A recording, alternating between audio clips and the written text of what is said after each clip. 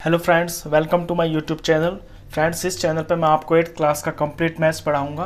अगर आपको 8th class का कंप्लीट मैथ्स पढ़ना है तो आप प्लीज़ इस चैनल को सब्सक्राइब कर लें। चलिए आज शुरू करते हैं एक्सरसाइज 2.4 से question number 5। Shobo's mother's present age is 6 times Shobo's present age. देखिए, एक लड़का है, उसका नाम है शोबो। मान लीजिए ये शोबो है, इसका नाम शोबो है और इसकी मम्मी है, ये शोबो की मम्मी है, तो ये लिख दिया मदर। अब क्वेश्चन कहता है कि शोबो की मम्मी की जो प्रेजेंट एज है ना, is 6 times Shobo's present age. तो मैं शोबो की प्रेजेंट एज को x मान लेता हूं और क्वेश्चन के हिसाब से मम्मी की एज हो जाएगी 6x।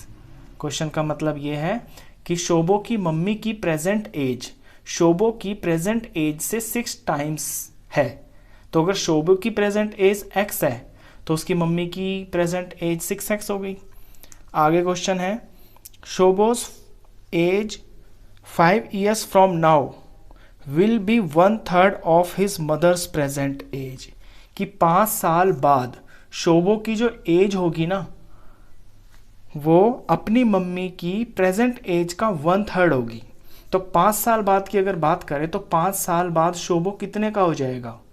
देखिए, 5 साल बाद इसकी जो एज है वो 5 साल बड़ी हो जाएगी, यानी x+5 हो जाएगा। तो 5 साल बाद शोबो इतना हो जाएगा और ये जो एज है इसकी, ये मम्मी की प्रेजेंट एज का 1/3 होगी। मम्मी की प्रेजेंट एज तो आज की तारीख में 6x है, तो इसका 1/3 हो जाएगी शोबो की वो एज जो 5 साल बाद की होगी। तो सिंपल से ये इक्वेशन बन गई है। इस इक्वेशन से आप x की वैल्यू निकालेंगे और फिर व्हाट आर देयर प्रेजेंटेजेस, तो उनकी आपको प्रेजेंटेजेस पता चल जाएंगी। तो क्वेश्चन तो मैंने यहाँ समझा दिया है, इक्वेशन भी बन गई है। थोड़ा सा इसके अंदर आपको लैंग्वेज लिखनी पड़ेगी। Let Shobo's present age is equal to x years. कि मान लिया शोबो आज x ईयर्स का है, देन मदर्स प्रेजेंट एज, तो मम्मी की प्रेजेंट एज कितनी हो जाएगी, 6 गुना बड़ी है मम्मी, तो 6x हो जाएगा, तो 6x ईयर्स। अब आफ्टर 5 ईयर्स शोबोस एज कितनी हो जाएगी, Shobo's age will be x+5 years. 5 साल वो बड़ा हो जाएगा जितनी आज उसकी एज है। मान लीजिए x की जगह मैं 4 मान लूँ फॉर एग्जाम्पल, आज वो 4 साल का है तो 5 साल बाद +5 हो जाएगा, यानी 9 साल का हो जाएगा, इस तरह से। अच्छा, इनके बीच में रिलेशन दिया हुआ है। ये जो शोबो की 5 साल आगे की एज है ना, इसमें ये रिलेशन दिया हुआ है कि 5 साल बाद शोबो अपनी मम्मी की आज की एज का 1/3 हो जाएगा। तो मम्मी की आज की जो एज है, प्रेजेंट एज है, वो तो 6x है और इसका 1/3 यानी कि इसको मल्टीप्लाई करेंगे 1/3। तो ये जो मम्मी की 1/3 एज होगी, ये शोबो की 5 साल आगे वाली एज के बराबर होगी, इसलिए मैंने यहाँ पे इज इक्वल टू लगाया है। सिंपल सी इक्वेशन बनी है। यहाँ से x की वैल्यू निकालते हैं। चलिए, x की वैल्यू निकालने के लिए ये x+5 इज इक्वल टू, यहाँ इसे सॉल्व कर रहे हैं हम, तो 3 और 6 कट रहे हैं आपस में, 3 1 जार और 3 2 जार, तो इस तरफ तो कुछ नहीं बचा, सिर्फ 2x बच गया। अब x को हम लेफ्ट साइड में ले लेंगे, यहाँ पे x ऑलरेडी है और राइट साइड में जो x की टर्म है इसे इधर ले आएंगे तो -2x, और नंबर्स को राइट साइड में रख लेंगे। तो यहाँ तो कोई नंबर है नहीं, जो लेफ्ट में नंबर है प्लस का 5, इसे इधर ले आएंगे तो ये माइनस में हो जाएगा। अब सॉल्व करते हैं। x 1 है तो 1 बार -2x, तो 1 में से जब 2 माइनस होगा तो माइनस का 1 बचेगा।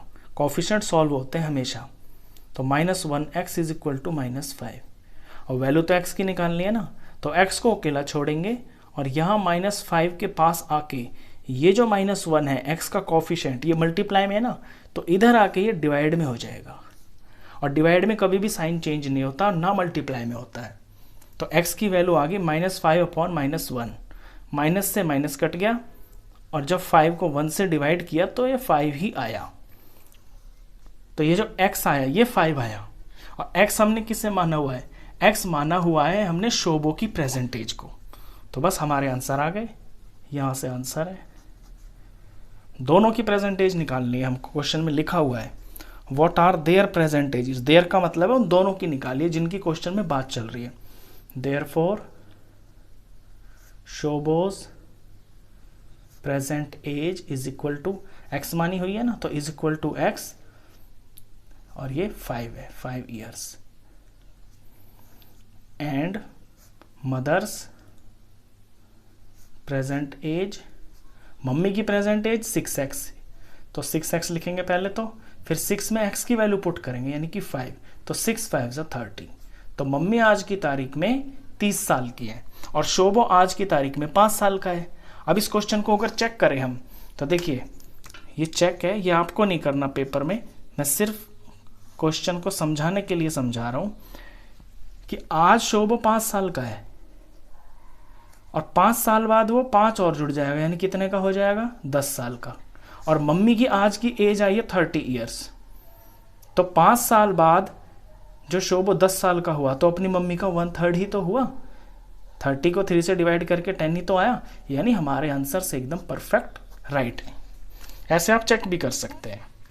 चलिए नेक्स्ट क्वेश्चन करते हैं। इसके बाद क्वेश्चन नंबर 6। क्वेश्चन 6 की लैंग्वेज है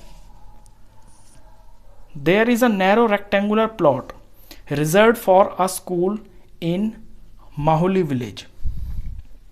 माहुली एक गांव है, उसके अंदर एक पतला सा रेक्टेंगुलर प्लॉट रिजर्व रखा गया है स्कूल के लिए।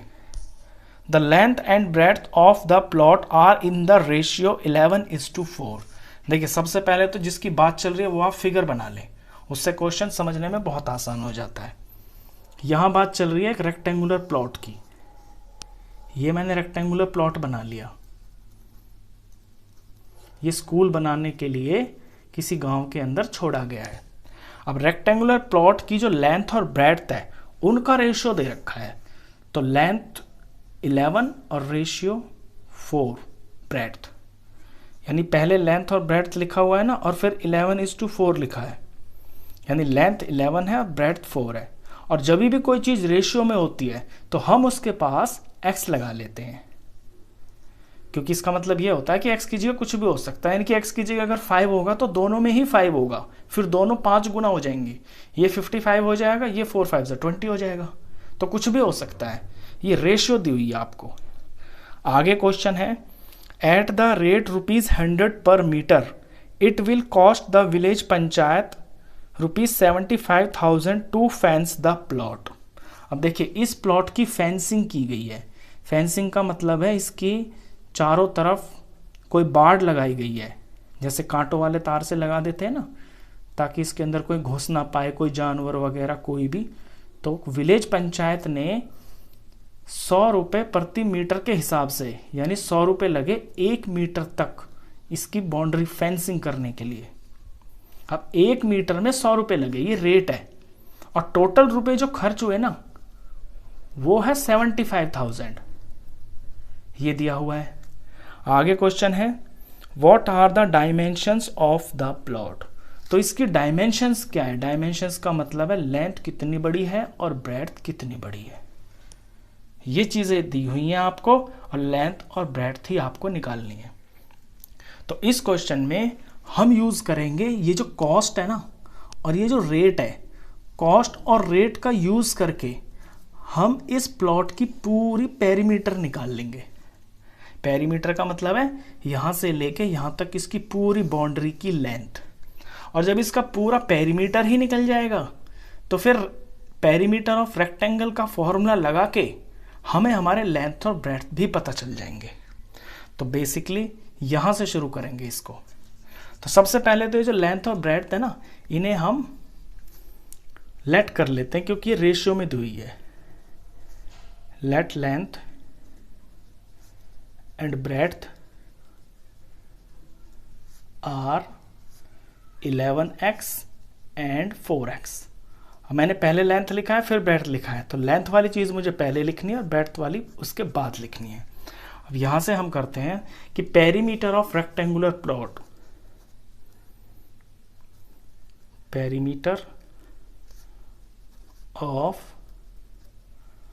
रेक्टेंगुलर प्लॉट, ये हो जाएगा जितना सारा पैसा इसकी बाउंड्री में लगा है, इसकी फेंसिंग में लगा है, यानी कि कॉस्ट डिवाइडेड बाय रेट, जिस रेट से लगा है। अब कॉस्ट है इसकी ₹75,000, इतने पैसे खर्च हो गए, और 1 मीटर में फेंसिंग करने का खर्च है 100 रुपये, यानी ₹100 पर मीटर। तो इनको डिवाइड करके हमें ये पता चल जाएगा कि टोटल मीटर्स कितने हैं।